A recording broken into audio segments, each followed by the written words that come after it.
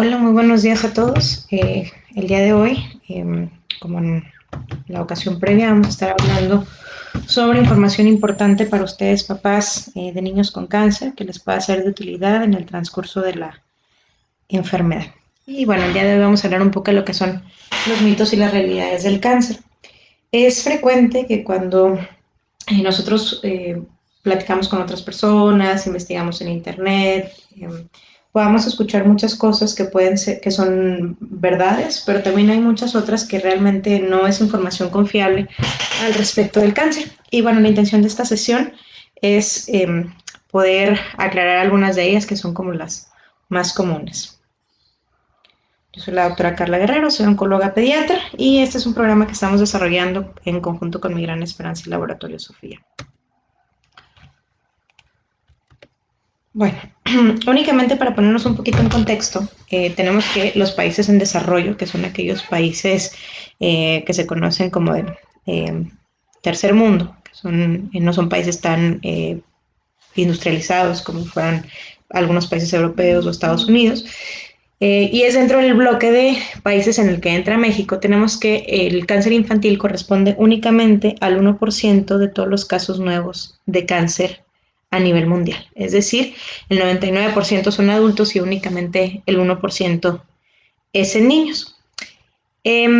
A pesar de que pareciera que la cantidad fuera pequeña, pues ya en la ocasión pasada estábamos platicando cómo eran las estadísticas en México y esto representa al fin de cuentas de todas maneras miles de niños mexicanos que anualmente son diagnosticados con cáncer. Y desafortunadamente,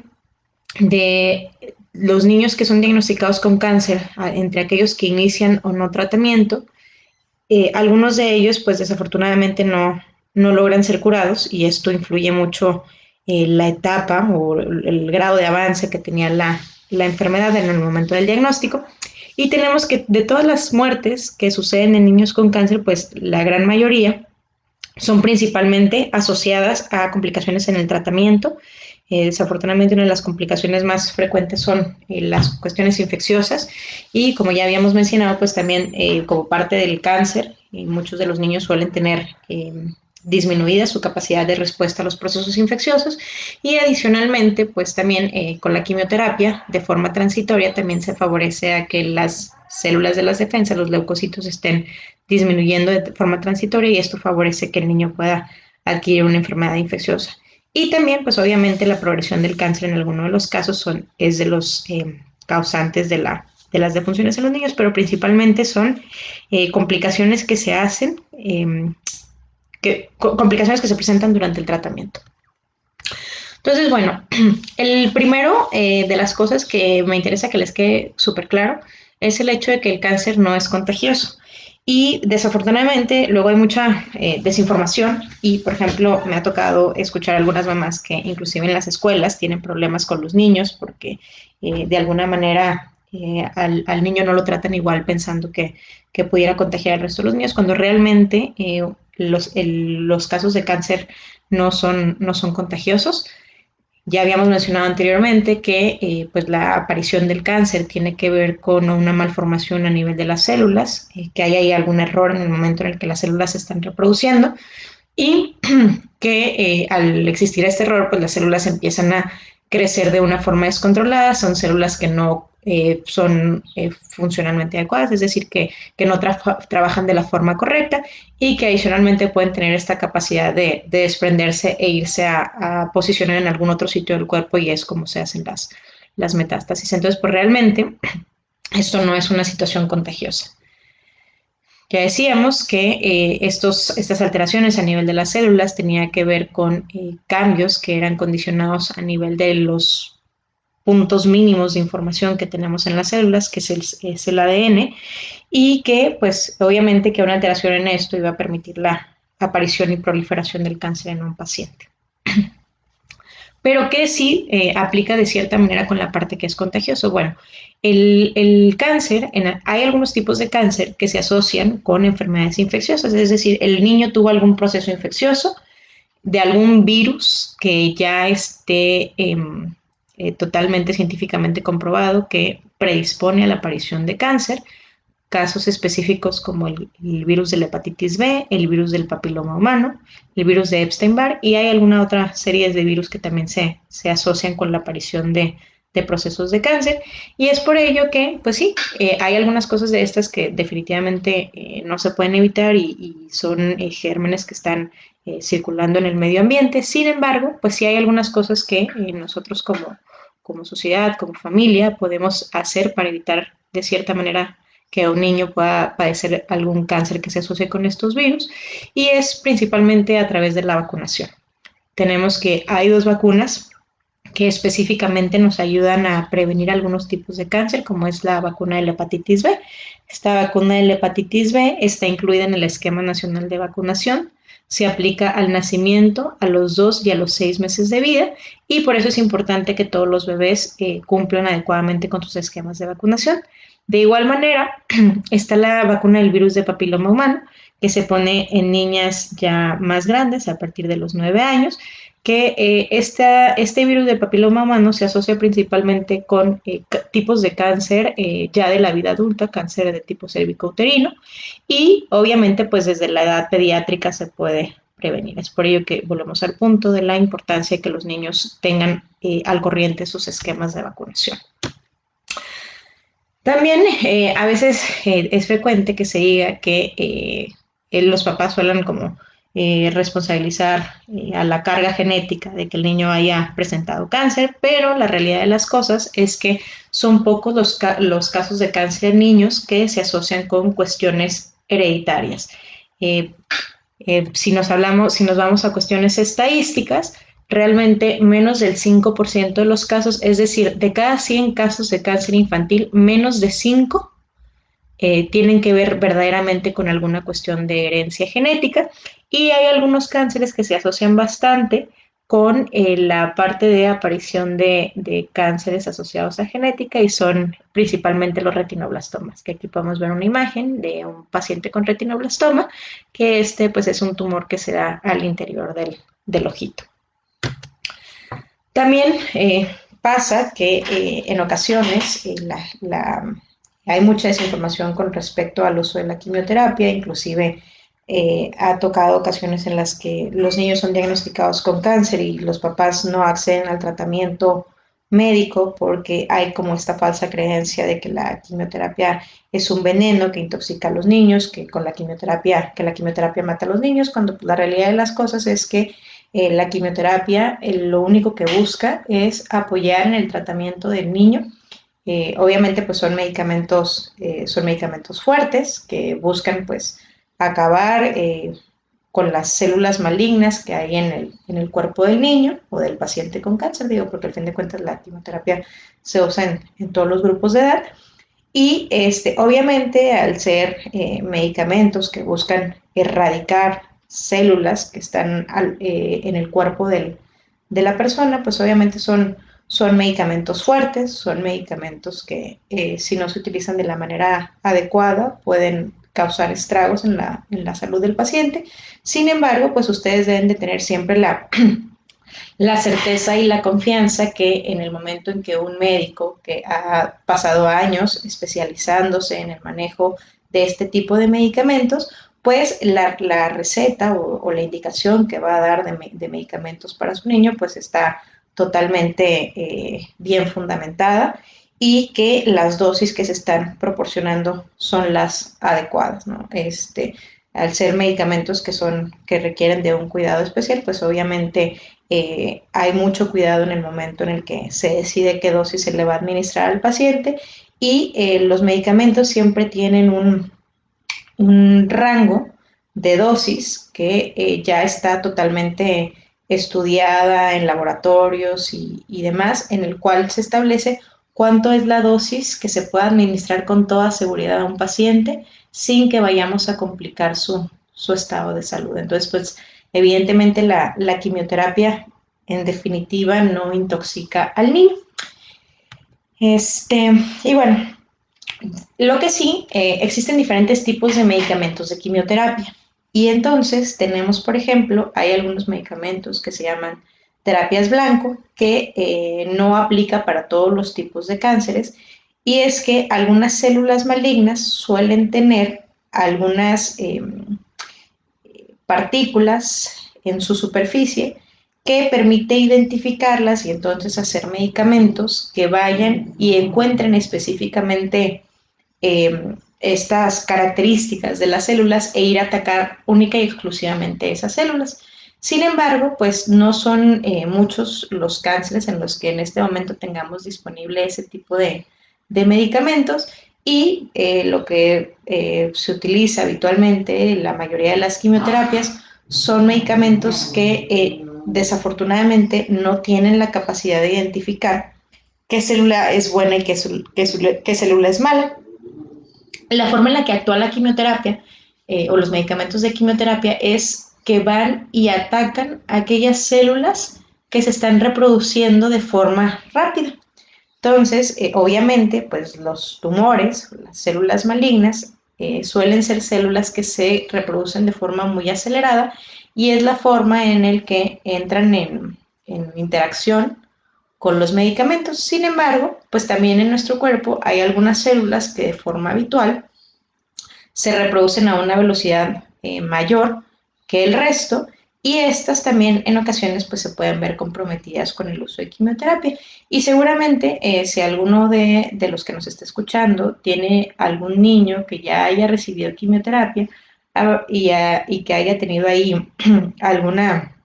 lesión a nivel de la boca, por ejemplo, eso es frecuente que suceda en lo que son las mucosas, porque suelen ser células que tienen una mayor velocidad de recambio y por ende también son susceptibles a sufrir de los estragos de la quimioterapia. Entonces, bueno, con este dibujito lo único que quería ejemplificar es, si ustedes ven ahí, están dos celulitas que son las amarillas, que son buenas, la celulita morada, que está ahí caracterizada como si fuera una célula mala, llega a la quimioterapia y desafortunadamente, si es una célula que se está reproduciendo rápidamente, la quimioterapia no va a tener la capacidad de identificar cuál es buena y cuál es mala y va a ir a atacar a todas. Entonces, por eso, la mucositis es pues, un efecto secundario frecuente que sucede en los niños con cáncer, pero que con las debidas medidas de higiene ayudamos a que esta se resuelva lo más pronto posible sin que provoque ninguna afección importante en el estado de salud del niño. También es frecuente que cuando se hace el diagnóstico del cáncer, los papás suelen como intentar responsabilizarse a ellos mismos, como que hubiese sido algún castigo por algo que hicieron. Y digo, esto pues es difícil de que lo podamos evidenciar como científicamente, sin embargo, pues si nos vamos a pensar a cómo es que se produce el cáncer, que son alteraciones a niveles de las células y demás, pues realmente esto corresponde más a una afección a nivel muy puntual de las células, sin que verdaderamente pues, el comportamiento de la mamá o del papá pueda afectar en la reproducción de las células. Entonces, pues realmente pues ya vimos estadísticas, el 1% de los casos de cáncer anuales son en niños y pues realmente no hay algo que lo asocie directamente con herencia genética. Entonces, cuando un paciente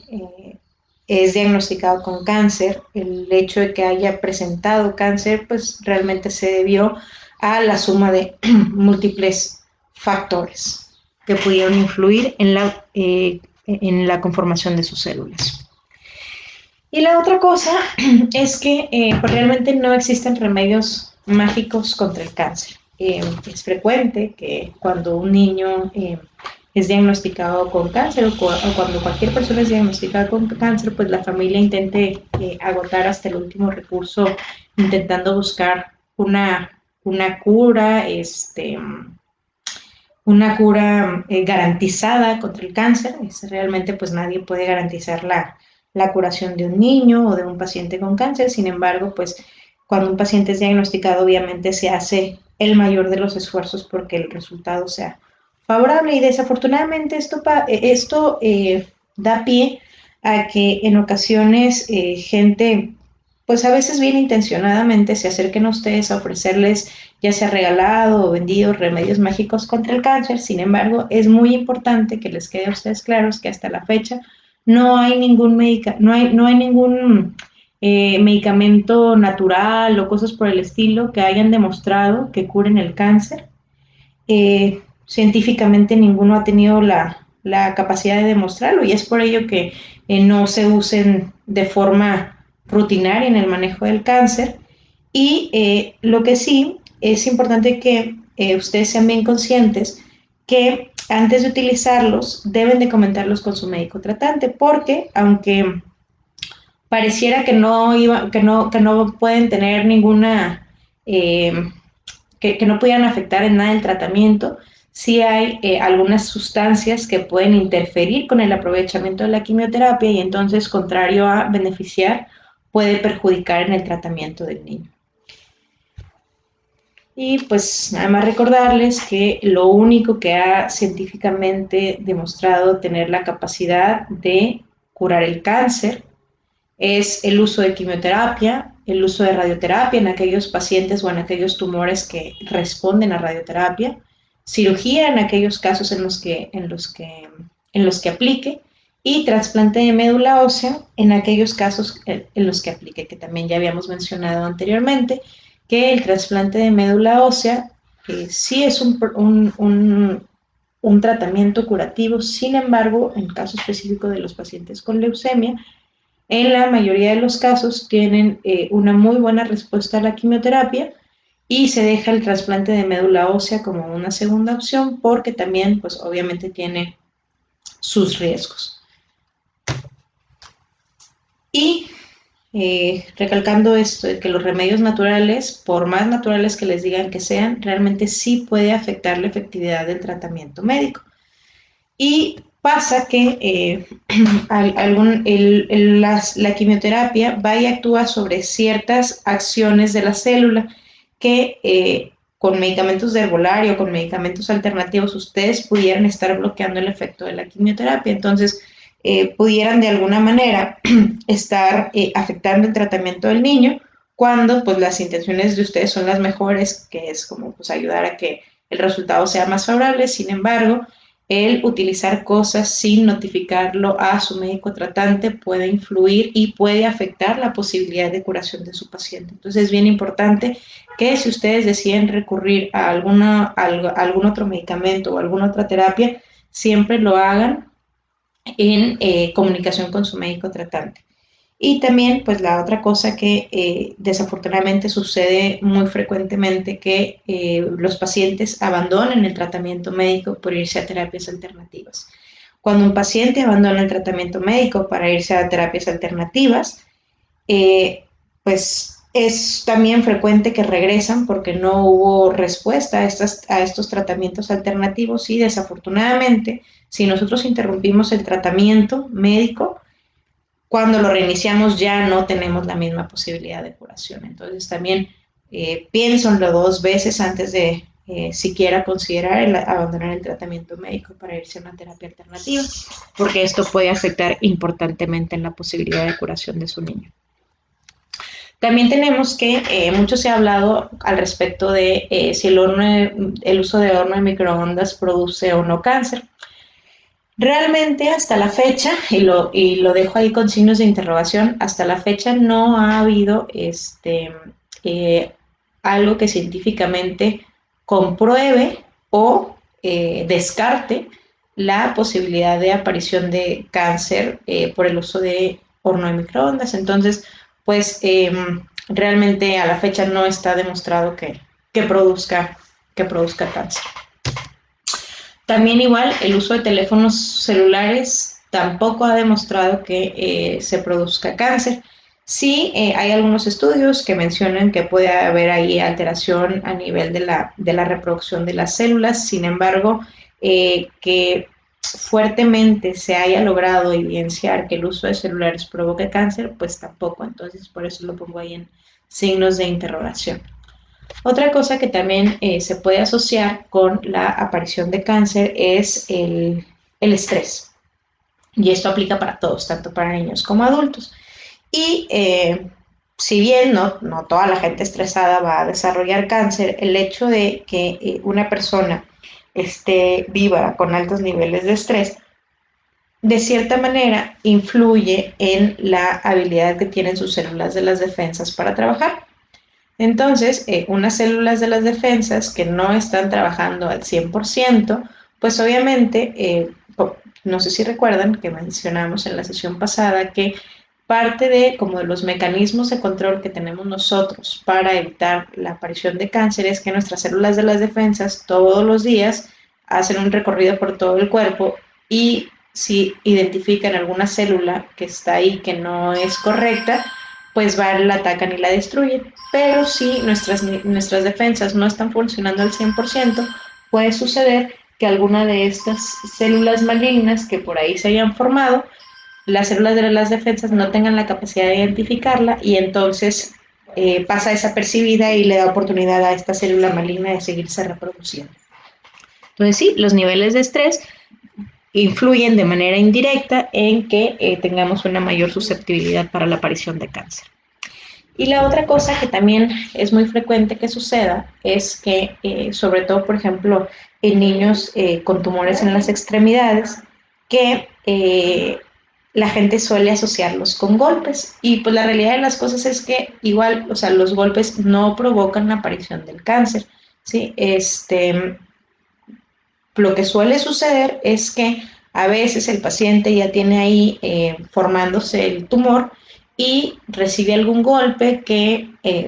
dispara el dolor y a causa de ese dolor el paciente va y busca atención médica y entonces identifica la presencia de cáncer. Pero realmente es porque a partir de un golpe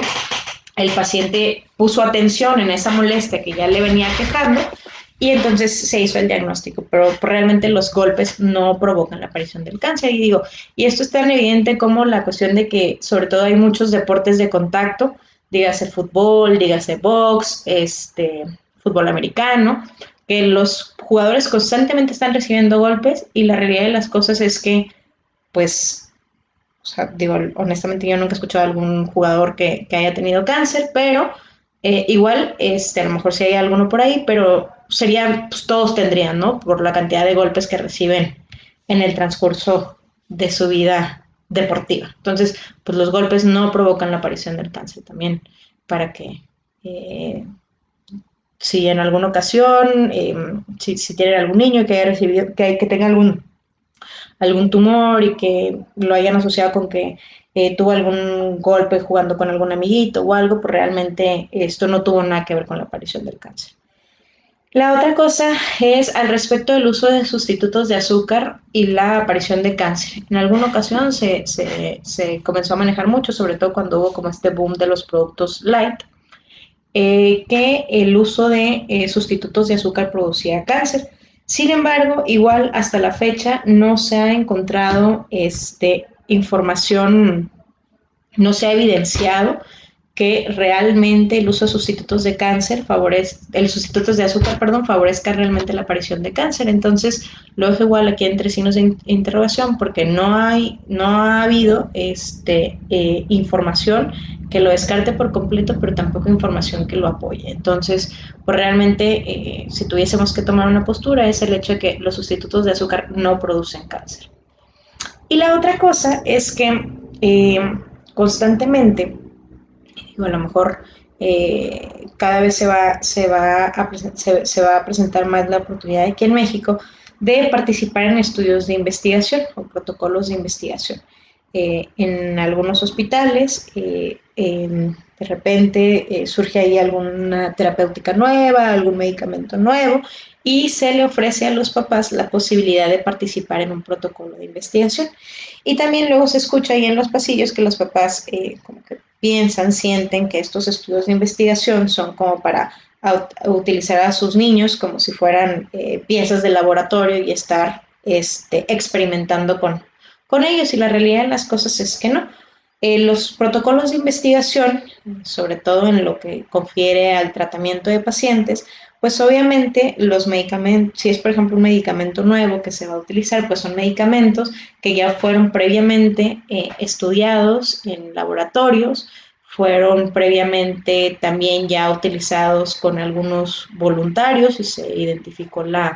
este rango de dosis que les mencionaba hace rato, de cuánto es la dosis segura para utilizar en el paciente, y obviamente cuando ya se lanza ya se hace de forma abierta para la utilización de los pacientes, pues es porque este medicamento ya ha demostrado ser lo suficientemente seguro para utilizarlo. Caso contrario, no se permitiría un inicio de un protocolo de investigación en pacientes en tratamiento. Y, por ejemplo, ahorita que está como muy de moda todo esto de coronavirus, pues ustedes han visto al respecto de las vacunas que constantemente salen en las noticias de que ya hay vacuna, pero y ahora la están probando y demás. Obviamente, un proceso de investigación lleva diferentes etapas, pero para el momento en el que a ustedes les ofrecen participar, habitualmente estos medicamentos ya fueron suficientemente probados o estos esquemas terapéuticos tienen ya un fundamento con cosas que ya se han hecho previamente y que han demostrado ser de utilidad para los pacientes. Tengan ustedes la seguridad que nunca les van a invitar a participar en un protocolo de investigación en el cual se sepa de antemano que se va a poner en riesgo la vida del niño. Entonces, y muchas veces la participación en protocolos de investigación eh, les va a permitir a ustedes accesar a eh, medicamentos o procesos terapéuticos que en condiciones normales no tendrían acceso y que pueden tener un beneficio adicional para el niño. Entonces, bueno, creo que a grandes rasgos, estos son como de los típicos comentarios que uno escucha y lee, que tienen ahí los de dudas los papás o de cuestiones ahí de información errónea que anda circulando y que a veces también aumenta el grado de estrés o de preocupación a los papás. Creo que estos son los más frecuentes. Si de repente por ahí tuvieron alguna otra duda, alguna otra pregunta, déjenos en los comentarios y lo intentamos resolver en alguna de las próximas sesiones. Y bueno, únicamente pues agradecerle su tiempo, agradecerle al equipo de Mi Gran Esperanza el esfuerzo que siempre hacen por mejorar la atención a los pacientes y recordarles a aquellos que están participando en el programa de Mi Gran Esperanza que se les va a hacer llegar la liga para contestar la evaluación correspondiente a esta sesión. Muchas gracias.